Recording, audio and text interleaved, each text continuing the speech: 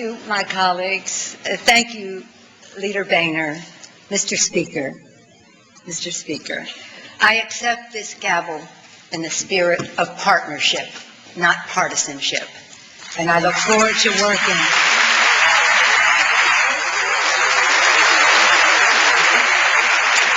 I look forward to working with you, Mr. Boehner, and the Republicans in the Congress for the good of the American people. After giving this gavel away in the last two Congresses, I'm glad someone else has the honor today. In this House, we may be different parties, but we serve one country. And our pride and our prayers are united behind our men and women in uniform.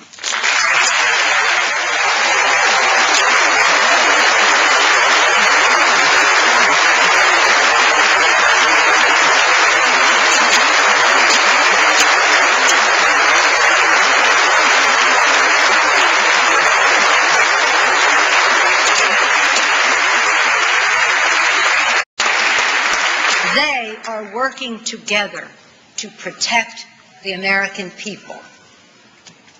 And in this Congress, we must work together to build a future worthy of their sacrifice.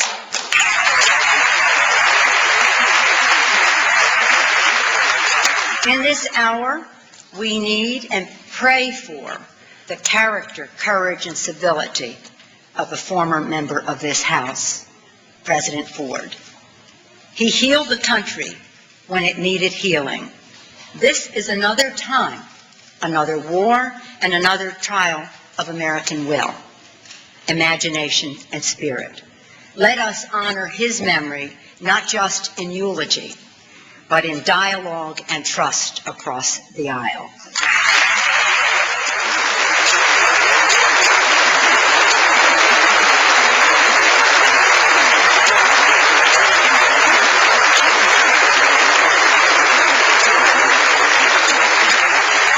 I want to join Leader Boehner in expressing our condolences and our appreciation to Mrs. Ford and to the entire Ford family for their decades of leadership and service to our country.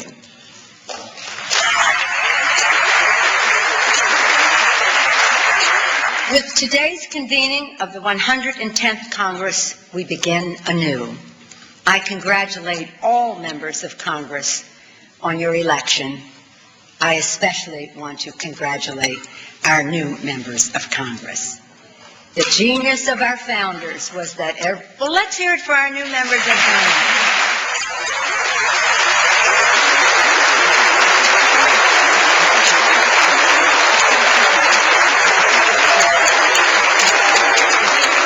The genius of our founders was that every 2 years, new members would bring to this House their spirit of renewal and hope for the American people. This Congress is reinvigorated, new members, by your optimism and your idealism and your commitment to our country. Let us acknowledge your families whose support have made your leadership possible today. To your families.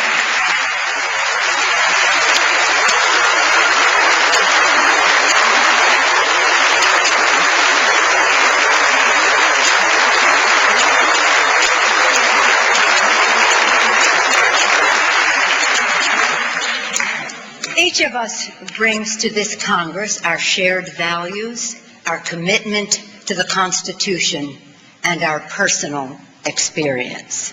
My path to Congress and to the speakership began in Baltimore, where my father was the mayor. I was raised in a large family that was devoutly Catholic, deeply patriotic, very proud of our Italian-American heritage, and staunchly democratic. My parents taught us that public service was a noble calling, and that we had a responsibility to help those in need. I viewed them as working on the side of the angels, and now they are with them. But I am so happy that my brother, Tommy D'Alessandro, who was also a mayor of Baltimore, is here leading the D'Alessandro family from Baltimore today.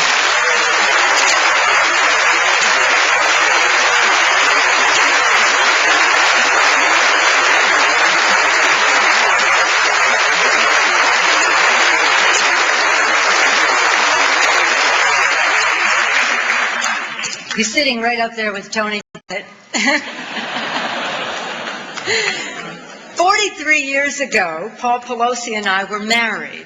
We raised our 5 children in San Francisco, where Paul was born and raised. I want to thank Paul and our 5 children, Nancy, Corinne, Christine, Jacqueline, Paul Jr., and Alexandra, and our magnificent grandchildren for their love, for their support, and the confidence they gave me to go from the kitchen to the Congress.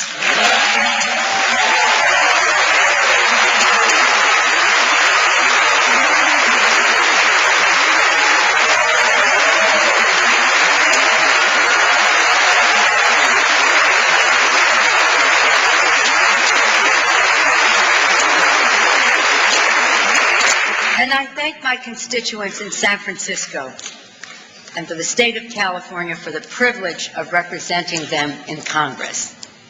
St. Francis of Assisi is our city's patron saint, and his song of St. Francis is our city's anthem. Lord, make me a channel of thy peace. Where there is darkness, may we bring light. Where there's hatred, may we bring love. Where is despair, may we bring hope. Hope. That is what America is about. And it is in that spirit that I serve in the Congress of the United States.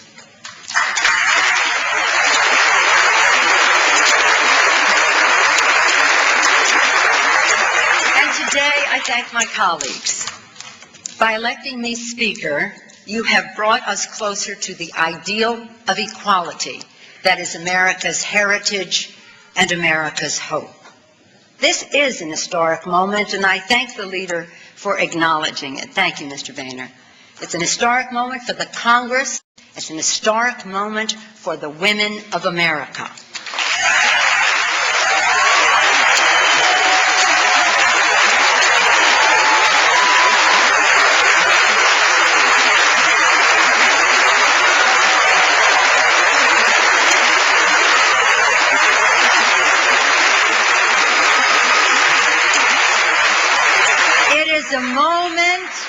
It is a moment for which we have waited over 200 years. Never losing faith, we waited through the many years of struggle to achieve our rights. But women weren't just waiting. Women were working. Never losing faith, we worked to redeem the promise of America that all men and women are created equal.